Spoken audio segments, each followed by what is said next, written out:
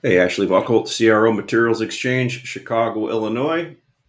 What is the CRO? CRO is Chief Revenue Officer. Just trying to get a few adjustments made here on my camera. The one down below is working, trying to get the one up top working. Bear with me one second here.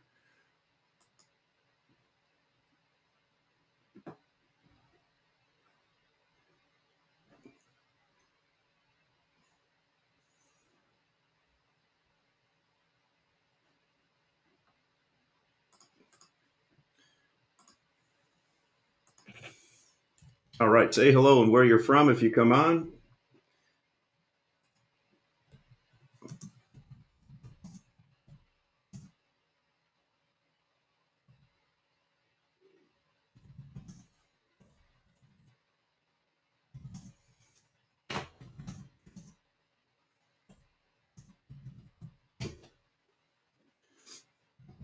Have your cup of coffee. We'll talk a little bit about the week, what we did, and what we're going to be doing here. We'll just go with the technology that we have so far with the camera down below. Apologize for any of that. We are working to improve our audio visual on a daily basis. Hey, this is the Saturday wrap up. We kind of talk about what happened in the week at Materials Exchange, the digital way to buy and sell lumber. I just wanted to confirm with my technician that this stream is being heard. There we go. Okay, so what happened this week on the Materials Exchange platform? We had a good board of directors meeting this week, kind of wrapping up the Q3, talking about going into Q4. We are working on our MX network. What is the MX network, you say? The MX network is for all users that have been kind of, as a basketball term I learned in fifth grade, boxed out from the traditional distribution reload chain. We have had people come to us and say, hey, we frame up thousands of units every year and we're going through boom, boom, boom, 20 chains. Thanks, Kirk. Great to have you on this morning. And, they want less touches. So what we're doing is, working together with two unbelievable partners on this to set up reload points all over the United States, ins and outs, and we'll manage all that for everybody eventually. But right now, we are going to set up locations for people. For instance, if you're in Las Vegas, or you're in Dallas, or you're in Atlanta, or you're in Chicago, or you're in Boston, or you're in the Carolinas, and you want to know how to buy rail car loads of lumber, bring them in, unload them, store them in a situation outside or inside, then bring the logistics to your location and bring it on a regular basis. That's really actually more simple than people claim it is. Right now, the way people get sold business is somebody calls them, short sells them, and basically sits on that, then ships it to different places. So we're going to help improve that, not to be a term, that transparency, and help everybody look at that. That helps this also helps the small yards that were never able to buy carloads and we're having to go through calling people to do that outside. You'll digitally be able to have that experience now. So that's called the MX Network, and we are going to launch that at the event we're at this week at the BCMC show. And in Omaha, Nebraska. So the events we're going to be attending, BCMC, we're heading out. Ryan Erickson, Mike Wisniewski, and myself, we're heading out Saturday, driving across the beautiful state of Illinois and Iowa into Omaha, and we're going to attend the framing conference over the weekend and into Monday, and then we are going to go to the component manufacturers conference for the rest of the week. Excited about it. I just went through over the last week and looked at all the framers, the component manufacturers, people I've known for 30 years. Some people I'm going to meet for the first time. I will tell you this: people are excited to meet Materials Exchange. We are going to have a booth there. We're going to be on the floor showing people our digital platform. Please stop by, register. We're going to get you going. We're going to then head to a bunch of other events. I'll personally be going out to the Pacific Northwest and visiting the Southeast because we have a bunch of Southern pine mills that now want to get on. A lot of the smaller independent ones. And what they're saying is, hey, this is great for us because we list product on here. Everybody sees it. We sell it. we no longer have to have people take us out to dinner, buy us fancy bottles of wine, and tell us they're going to do a great job for us when we can just go on a digital network and see everything that's going on. It's a great thing. I saw Kurt just said good to go down there. Good to see anybody. I wasn't sure how this was going to work out at first this morning. This is kind of the beta version. We're going to start launching this every Friday or Saturday and start talking about a few things here in the market to get things going. Then we're heading out to a couple different framing conferences, post and frame conferences, in different events all over the U.S. One of the ones we're going to is the NALA event, the Wholesale Lumber Association, which I was a member of, or I'm a member of, and have been involved with for years. My first boss that hired me, Ted Block, was the president of NALA. Greg Riley was the president of NALA. So NALA is somewhere that's near and dear to my heart that I've been involved with for a long time. The great thing about that event is we have an unbelievable announcement at that event. I'm almost trying to bite my tongue right now because I want to scream what we're going to announce, but it's going to not only change the industry like MX has done, it's going to be a game changer. But you'll have to wait till the event for our announcement with somebody. It's going to be a game changer, and you should be there. We'll announce it during NALA. That's all I can say. Hopefully that built the hype up a little bit. I hope. Let me look at my notes here. So that's the events we're doing.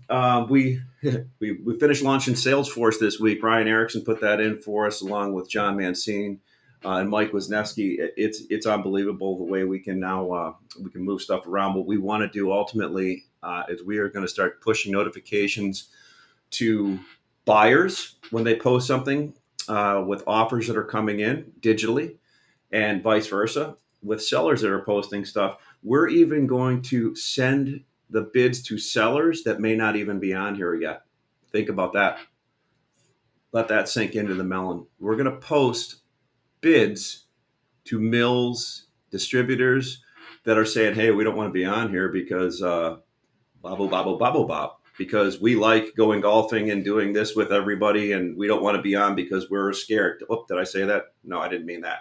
They don't want to be on. So we're going to start posting offers or bids to them so they can see what they are. We know in a digital network that when people start seeing all the bids and offers, it's a game changer. You just can't argue with the fact in any other industry that hasn't changed things. And people that hide under the rock and do the ostrich, and say that this is different this time, this is going to help. Here's what I suggest. Do what they did in the pit years ago. If you're a smart trader and you're a top tier trader, one of the smart ones that have volume, trade side by side. Use a digital exchange and the open outcry. I guarantee you'll make more money and get more information. That's a no-brainer. All right, so let's talk about what we talked about this week. Tuesday, kicked off the week with Greg Kuda, Westline Capital. We talked a little bit about futures. I am going to have a show every Tuesday about futures. Hopefully Greg can be on it. If Greg can or can only fill in, I am going to bring in other guests on that show to talk about futures. I think it's that important, especially where the contract is at right now. We call that Futures from the Free Seats, and that's every Tuesday at 12 o'clock Central Time. Charles De La Torre and I then kicked into Tuesday at 12:30, and we talked about cutting edge. Charles is from the Southeast, great guy, has a company that takes product and creates masterpieces out of it. The tolerance of his studs that come out of there are sometimes better than traditional manufacturing points. And just Charles' knowledge of the industry with all the saw lines that they're putting in and the solutions that he can create for multifamily, between that, all his OSB contracts, and his just knowledge of that market in the Southeast. Charles and I are going to do a weekly show. We're thinking about moving it to Monday at noon, but we'll have to talk about that. That'll be up to Charles, because one thing with Charles, he runs the saws sometimes too. I mean, that guy's like a Renaissance man. He's not only doing the doing the selling, but he's doing the actual hands-on work too. So Charles, I appreciate you and Greg both being on this week. Wednesday, This Week in Lumber with Greg Riley and Matt Beamer. We talked a lot about stuff from logistics to port congestion to what was going on with Western spruce to the basis. Great great comments. We're going to keep talking about that. Thursday, rolled into Matt Lehman, Lunch with Lumberman. Matt, I'm going to see you out in Omaha. Looking forward to it.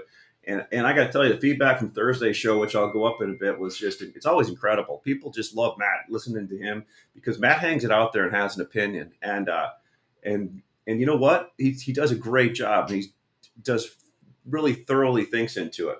And I'm glad to have him on the call, because it rattles some people's cages. I mean, I get emails and texts about how great this is, how it upsets people, and all that. Hey, if you're not kicking some of the cans over, you're not doing your job. So a few things that came out of this thing this week, about a lot of them. This is really interesting. So I get all kinds of follow-up calls after these. And yesterday, walking to work, bear with me while I have my cup of coffee here, got an email and a call from a user and said, "Hey, we were watching this last night, a group of us, and you know, um, we really love your company using it. We'd like to take this a step further, right?" So you read into what that means. I'm not on here to ever push anything like that, but it said, "We love watching what you're doing here and what you're doing on the MX network, by showing people what's going on in the lumber industry, what the different trades are, what the prices are at, create more transparency. We think you could actually, be the company that people just stream to you and buy and sell all their lumber, and coordinate all their purchasing and sales through it." And we believe that too. And we're working with our super users to help build this and put on our platform new features to help grow with that. So another call I got was from a friend of mine that I kind of grew up with in the industry. He's a bit older than me, so I actually felt like he was a mentor on the retail side, showing me how they bought through the years. Said, "Hey, Ash, you're doing a great job, and you are really changing things." And it was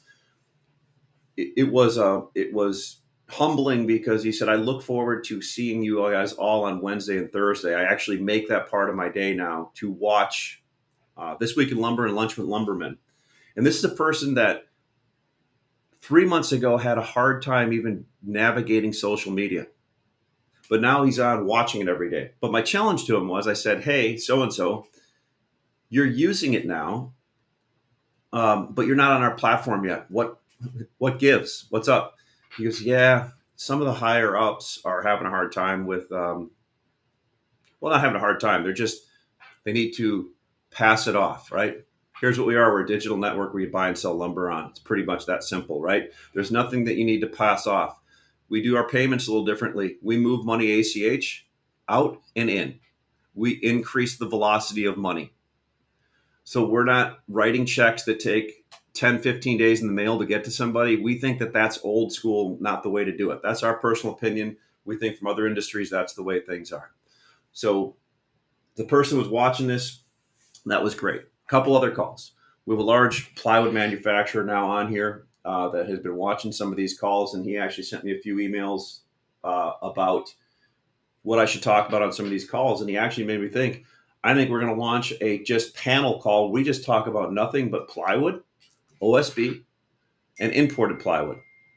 It makes sense, right? Because it's hard to fit everything into a half an hour talking about lumber, plywood, and all that. Matter of fact, we're not the best experts on some of that, but we are going to bring that up and start working on putting together a plan to launch that.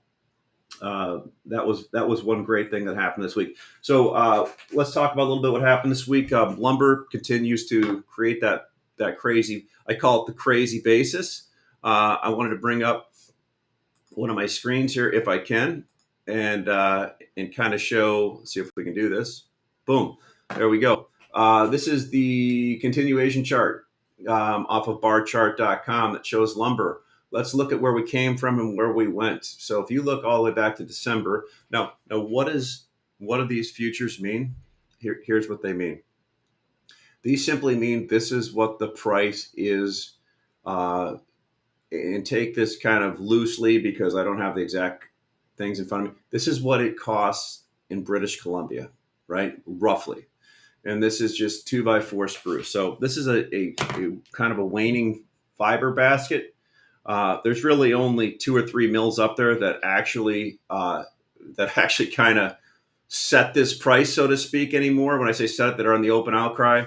One of them does a great job, I think. One of them only sells to a handful of customers first, and then probably if there's something left over, show the rest of the market. I don't know how good that is, but that's the way it is. And the other one, uh, does a good job, but there's just not enough out there anymore. So if somebody makes one announcement, for instance, last week, in here somebody made an announcement of selling all their wood to China, out of one mill. So you kind of here's how that information flows. Somebody says somewhere that they sold to China.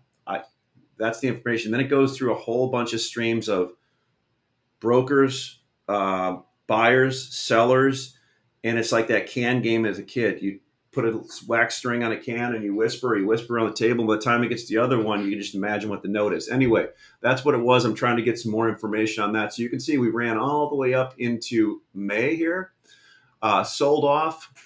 Here's the crazy thing. In this area, people thought we were going to bounce back, build a bunch of inventory again. Then we rolled all the way off into August, right?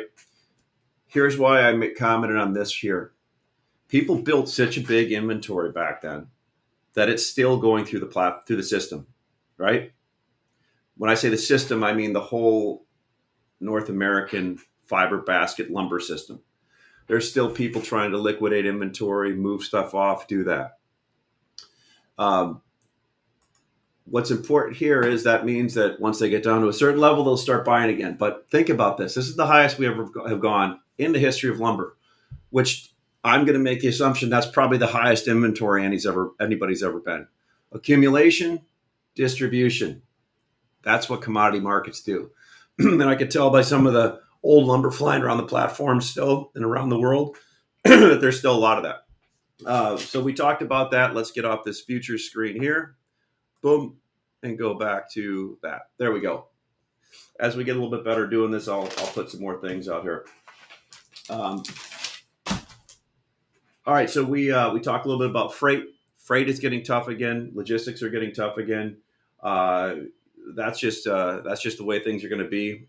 That kind of is a self-fulfilling prophecy when every social media shows pictures of port congestion to human beings every day. It's like the old Weather Channel right now, where as kids growing up, if you got 2 inches of snow, it was nothing. But now if there's 2 inches of snow coming, they name a storm after it and have 24/7 coverage to freak everybody out and clear the shelves off.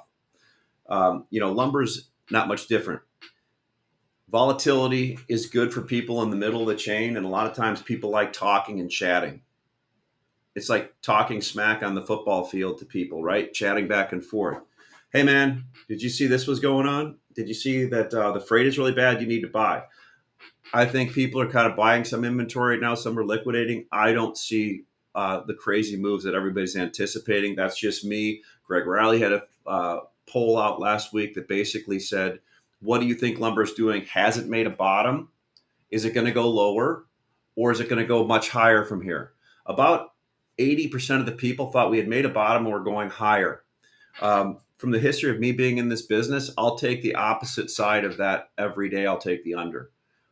Just because generally that means when that kind of thing comes out, everybody's getting longer again. I don't know if that's true or not. I don't have any axe to grind here. That's just my feeling. And then we talked about Euro. We have a lot more Euro people calling us, wanting to get on the platform and sell. I thought that was interesting. So anyway, kind of got to get to my half an hour here. Hopefully you enjoyed this. It'll be a little bit more structured next time. Again, we are at the BCMC in Omaha this week. And hopefully we can figure out how to do these shows. We'll figure it out one way or another. But looking forward to seeing you all at the show if you're watching or on the streams. Thank you.